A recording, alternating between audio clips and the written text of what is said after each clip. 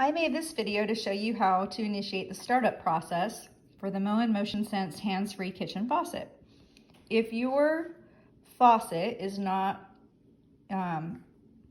detecting motion the way it should, and you don't think your batteries have died, you might just need to reset or initiate the startup process. Another reason why you would use the startup process is if you have installed it for the first time or you've had a handyman install it and they didn't really read the directions and they didn't do the startup process properly. And this sensor right here is not activating in a very pleasing way. And what I mean by pleasing is if it's turning the water on for too short of amount of time and you can't get anything done, or if it requires you to move your hands very close to the sensor in order to activate it, which is not convenient when you're trying to keep it on, when you're just doing something quickly here, and you want the sensor to notice that you're doing something here and not having to put your hand way over here.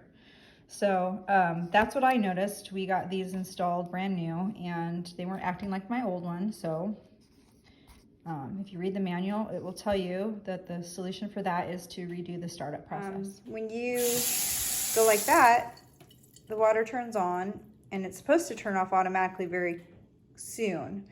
But I noticed that it turns off really soon and you can barely get anything done before it turns off, and then you have to actually get close enough to activate it again. And that's a bit annoying. It really should be a little more sensitive. Normally it would turn on when we had our hand here and we could keep our hands moving around in this area and it would keep it on. It would detect our movement, continuously until we moved away. But this one doesn't do that. So I looked at the manual and I figured out that the reason was because it was activated, the batteries were put in and it was activated when somebody was standing too close to the unit. So you can't have anything within 3 feet of the sensors here and here when you activate it. So the way to get that activated properly is to redo the I can't remember what they call it. It's like the setup process or something. And what you would do is you'd go back down and stay out of the 3-foot range. Press it that way. Press it and lift it. So to reset the faucet so that it works again, just take a battery out, leave it out for about 10 seconds, and then put it back in. And then don't get in the way, don't get in that 3-foot range of the faucet when it turns back on, when I put the battery back in. So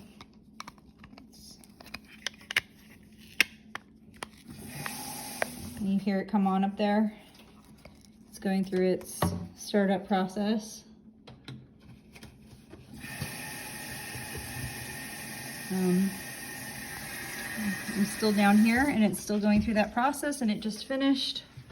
So now it should work great when I try to use it. See that? Much better range. And if I keep my hand in this area, it stays on